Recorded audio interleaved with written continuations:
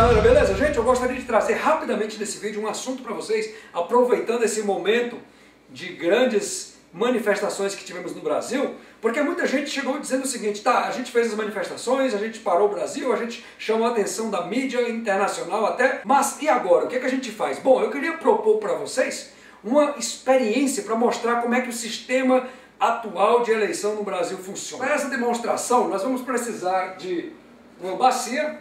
Está aqui uma bacia, e vamos fazer um exercício de imaginação. Eu quero pedir a vocês que imaginemos que essa bacia seja um partido político, qualquer partido, porque essa regra, esse modelo se aplica a qualquer partido no Brasil, tá? E vamos imaginar que esse copo aqui, com medidas, seja um candidato. O que é que os partidos fazem? Eles pegam um candidato bastante popular, tipo um jogador de futebol, um ator famoso, uma atriz famosa de uma novela, ou até mesmo um palhaço como o Tiririca. Pois bem, vamos então colocar esse candidato dentro do partido, conforme vocês podem ver aqui, e aí nós vamos pegar água e vamos dizer que a água sejam os votos, tá certo?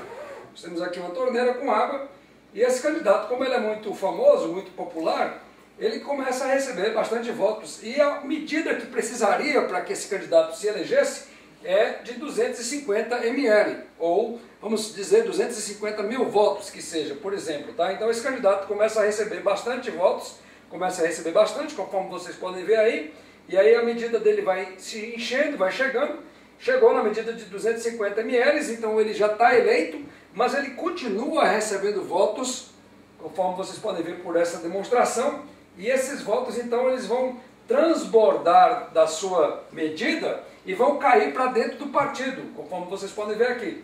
Feito isso, o que acontece? Esse candidato já está eleito, mas o partido continua acumulando os votos dele. Então, esses votos desse candidato, depois que termina a eleição, vamos esperar mais um pouco, tá? Vamos então dizer que encerrou a eleição.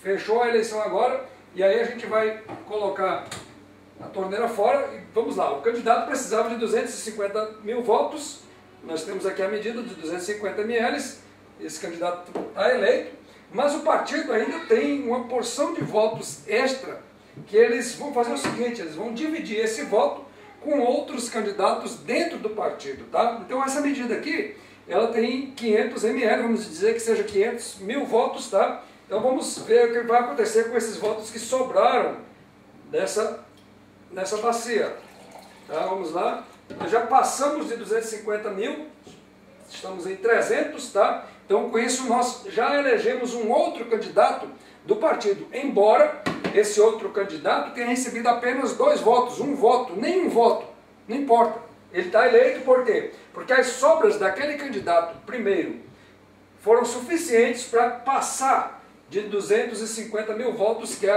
a quantidade mínima para eleger um candidato desse partido. Mas nós ainda temos votos aqui dentro desse partido, vamos continuar derramando. Veja só, nós conseguimos chegar à marca de 500 ml desse camarada aqui, que foram o restante daqueles votos daquele famoso, e aí com isso nós elegemos 2 candidatos, ao invés de apenas um. Mas nós ainda temos alguns votos aqui dentro desse partido. Vamos lá, vamos pegar mais uma medida. Eu preciso de mais uma medida. Vamos fazer o seguinte, eu tenho essa medida aqui que é de 1 litro. Vamos ver aqui o que vai acontecer agora.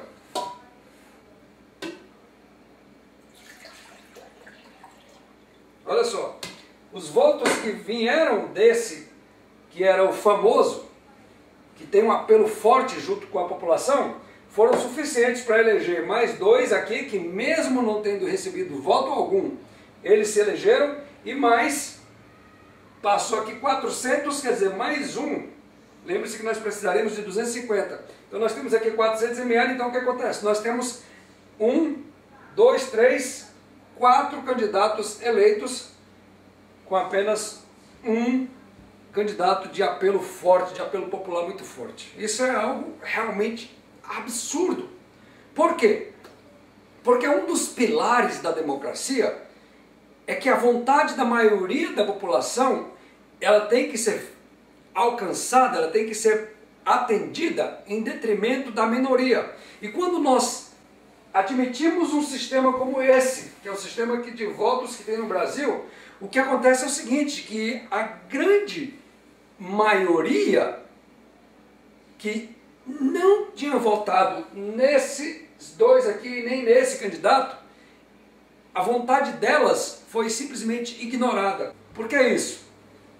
Porque numa tramóia como essa, isso é uma tramóia, onde uma minoria, que são os políticos, conseguem usar de uma artimanha para fazer com que a vontade da maioria seja simplesmente ignorada.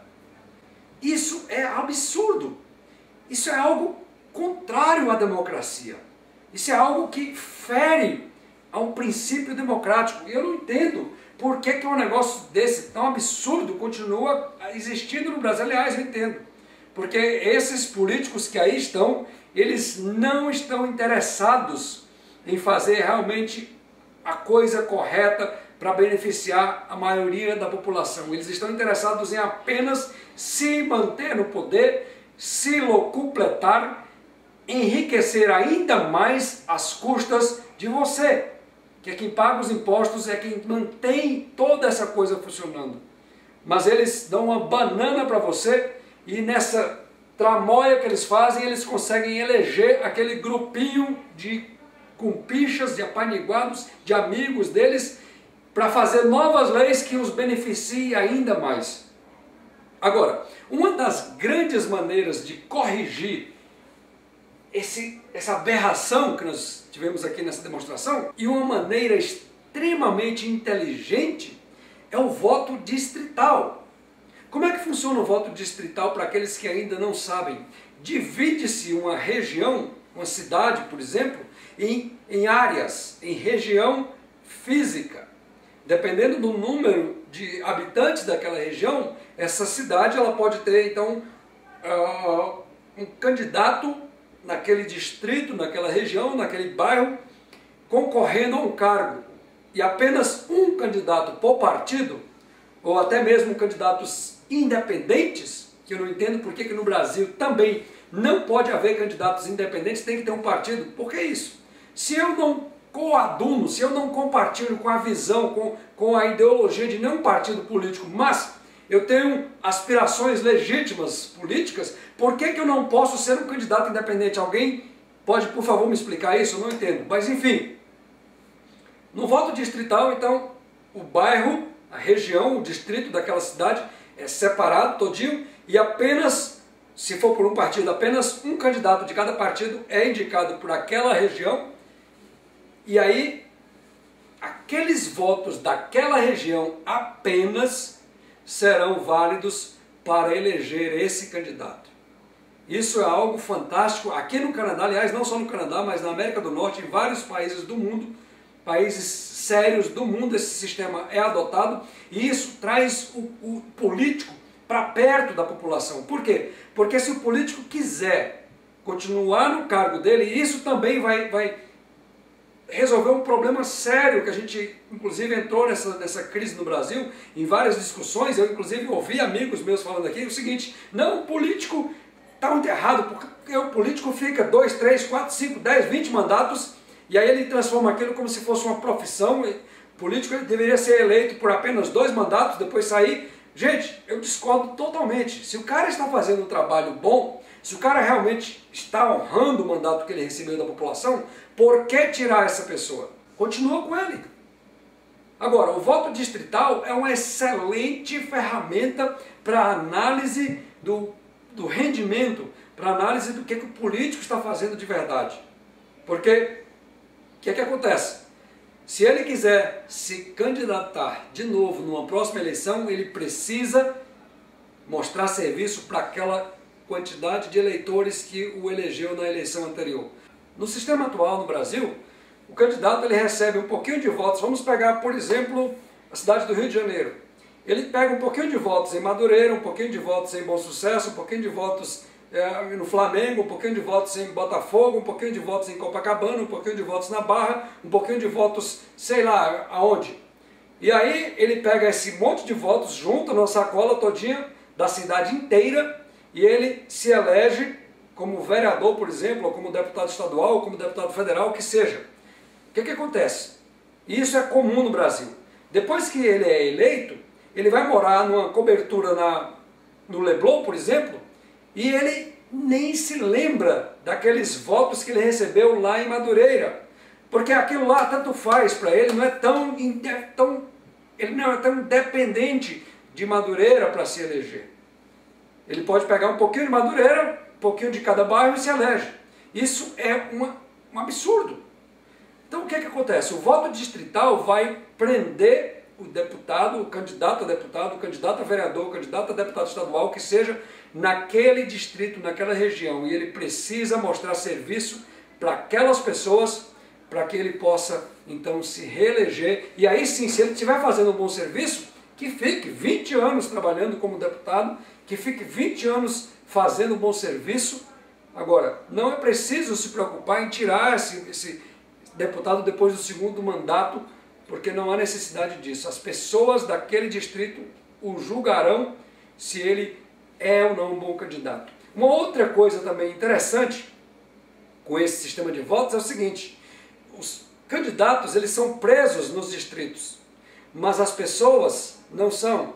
O que eu quero dizer com isso? Que as pessoas, voltando para o caso do Rio de Janeiro, de Madureira, elas saem de Madureira e elas vão para Botafogo, por exemplo. Quem mora em Copacabana, sai de Copacabana e vai para o Rio Comprido. E assim vai a cidade inteira, os moradores todos, eles veem a diferença que existe de um bairro para o outro. Eles veem a diferença de infraestrutura de Madureira para Copacabana, por exemplo, e eles, com aquele candidato, com aquele deputado que foi eleito naquela região de Madureira, eles podem chegar para aquele candidato e dizer: olha, é o seguinte, por que nós somos tão diferentes de Copacabana?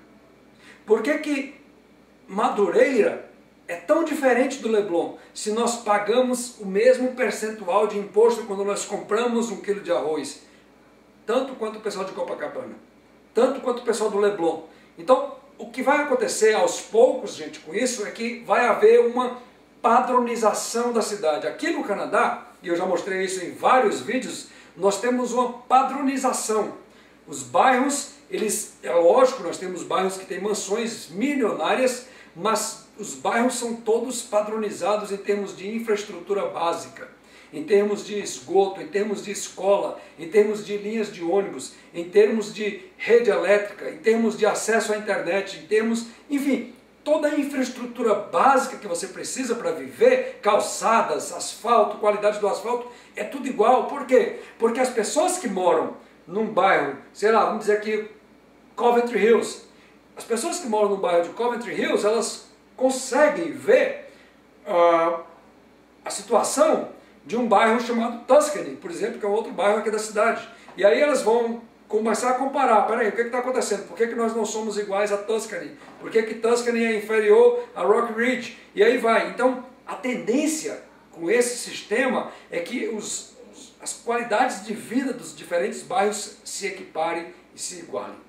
Então, gente, eu acho que essa é uma medida fundamental para que o Brasil possa mudar, para que o Brasil possa crescer mais, para que o Brasil possa fazer algo realmente de verdade, concreto, com essa visão.